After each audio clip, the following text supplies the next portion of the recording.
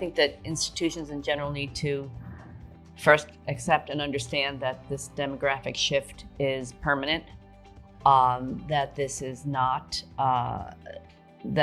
just a blip on the screen, that people are growing, living longer, healthier lives.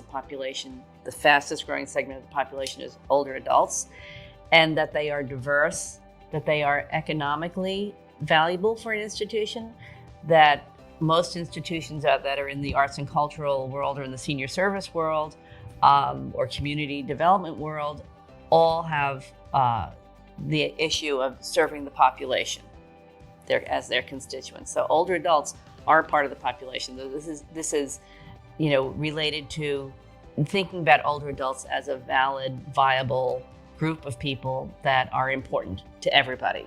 So institutional leaders really need to take a close look, I think, at making sure that everyone in their organization understands this, that understands that their responsibility and obligation to serve older adults is real, and it is beyond passive entertainment and one-shot deals, because older adults themselves are varied, accomplished, social, important, thinking, growing people.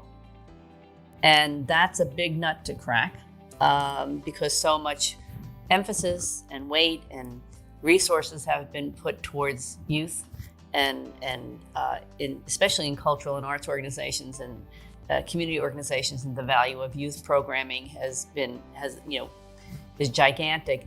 But population is shifting, so it's time to take a really close look at who you're serving, who's in your community, who should you be serving if you're not serving them. You've got to change how you allocate your resources. Actually, I think it's really important for institutions and organizations when thinking about creative aging to develop community partnerships. I think it's actually necessary because older adults, as we just talked about, are not an isolated group. They're involved in community.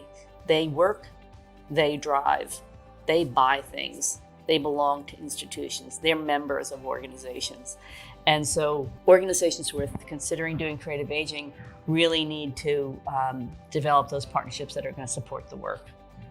And it benefits everybody, because one of the things that we're learning at sort of at the state level is that cross-sector agency collaborations are super successful and viable, because most state agencies and government agencies consider older adults as part of their constituents, whether it's Parks and Recreations or the Veterans Administration or the Arts Council or the Public Library.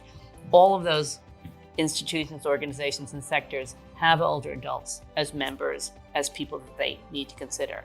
So I think that that's the first nut to crack, is who are we talking about? And as an institution or an organization, why is it important that we realign our services, our programs, our budgets, our staffing to serve this population?